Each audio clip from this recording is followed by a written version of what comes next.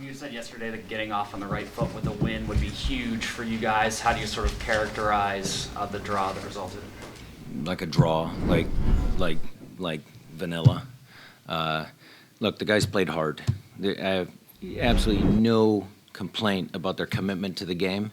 It's just we need to score the second goal, the third goal, the fourth goal. So it's not good. We're all frustrated. Coach, Nicholas Lodero was all over the field today, contributing in positive ways. Just a couple words on how he affected the game and maybe elevated the play of his teammates. Well, you guys saw it. You're all soccer guys. He was very good. We just need to fine-tune to make sure that Clint and he figure out the right spacing. Because I thought a couple of times we could have done a better job in keeping Clint a little higher, which would be my preference. Get Clint closer to goal because we're gonna, need to rely on Clint to score some goals. So other than that little glitch, you saw his ability to cover ground at a high level, connect passes, run the team. There was a lot of positives out of that. I think together, obviously Clint, will work a little higher up the field. Clint leads the front line. Nicholas leads through the middle. Got experienced guys at the back. I was encouraged. Jackson. Coach, you stepped in for Siggy a few times over recent years. Does it mean anything different? I know you have the interim tag, but does it mean any more pressure to have that, take the reins over this team at this point in the season and be able to be out there coaching a team where you grew up here in Seattle?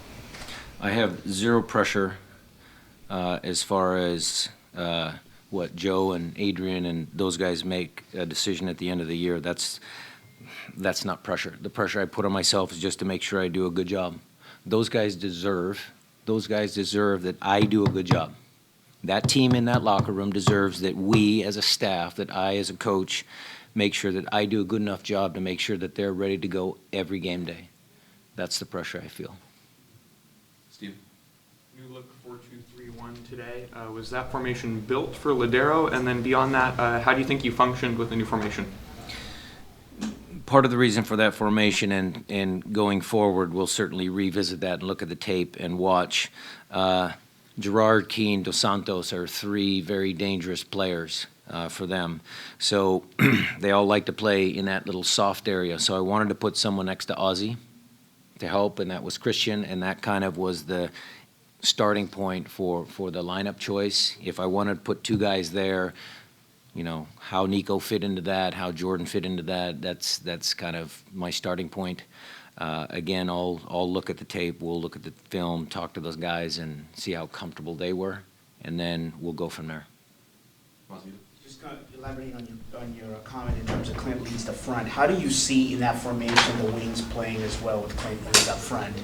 Can you elaborate? The wings meaning like like Joven and exactly. Tyrone, or the up front wings coming, Joven coming in on the overlap, and then covering. Well, we need to do more of that. What we're going to have to do is, again, it's my responsibility, it's the coaching staff's responsibility to give the players the confidence to go forward at the right times. And at halftime, we spoke directly to the outside backs, Joven and Tyrone, to unleash the parking brake and go and make Dos Santos chase Joven, make, their outside midfielders chase Tyrone, whoever it was, because I know Gio changed sides a couple times during the course of the game. So it's my job to make sure that they feel confident, and we're certainly going to work on that because that's a big part of our game so that teams cannot collapse on top of Clint, and we need to make sure that that happens. All right. Christian has said that one of his next goals is kind of developing that offensive part of his game, becoming more of a two-way threat. Have you seen that from him lately, and would that add kind of a new element if he can start scoring goals on a semi-regular basis? I've always thought Christian was more of a two-way guy. I don't think we can limit people or put people in a box. I think the game demands many different facets, and I think Christian certainly is capable of scoring goals, coming from deep, really pushing at people. You saw him the last game getting inside the box with his head. He's actually very good in the air. So I don't view Christian as, an Ozzy replacement or a guy who just plays next to Ozzy. He can do both things. And the beauty of that pairing is that I will expect the same out of Ozzy, you know, because Christian does a good job covering for him, and Ozzy has a good shot from distance as well. Richard? Coach, there were seemed to be a lot of positives today, particularly through the first 70 minutes or so. Psychologically, with the squad, is that a message you can take to the team, or is the squad at a point right now where you need to really focus on those bottom line results? They already did it themselves. I'll tell you what happened. So I came in after the game. I said my piece. You know, I got my frustrations out, and then we cleared everybody out of the locker room and let the players talk. And they did it themselves. It's Clint and Brad and Nico. Those guys are the ones that talked and was loud. We obviously didn't hear what was being said because it was through closed doors. But I know they had a conversation because they worked too hard today. We're all frustrated. They worked too hard today not to get a result and not to put that team away earlier. Follow-ups. Matt? What did you see in the sequence that led to LA's game-tying goal? Is it a case of miscommunication, or what? How did you kind of read that from the sideline? I have to look at it, Matt, to be honest. There was some miscommunication. I don't like dropping too deep, especially because we shouldn't fear teams. I mean, we went up 1-0, and we need to actually keep going and put the pressure on them. And I think we dropped a little deep. It was an awkward ball that came in, and you know, just something that we'll look at on tape again and figure it out. Tim? Brian, you were out there next to Siggy for 7.5 years. Was it strange to be out there not having him with you? Yeah, I miss him. Sure. He's a good guy. You know, he's a good guy. So it was a little strange, but I have a really good staff. I like the staff. Jimmy came down at halftime, so Jimmy Terrari goes up in the first half and, you know, watches the game from above, comes back down. But Ante, Dave, Tommy, Jimmy, they do a good job. So I'm happy with my staff. Stephen? After some years managing the USL Sounders and then getting to sign on as assistant with the MLS club, is this the end goal for you? Is this the big dream for you to be where you're at? And could you have ever imagined signing on in 2008 or 9 that you'd end up here now?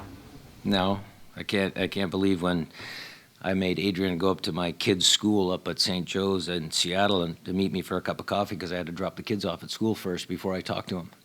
So no, the answer to the question is no. And again, I'm going to be very succinct with you guys. It's not about me. This isn't anything about me. We need to get this team, this franchise, to right the ship. So rather talk about those guys in there. Rosita? And the players only meeting, is that the first time that's happened? It wasn't a players only meeting. It's my preference. Let me be clear on that. So before I go out to the game, I say my piece, and then I sanitize the locker room, for lack of a better. That's a stupid word.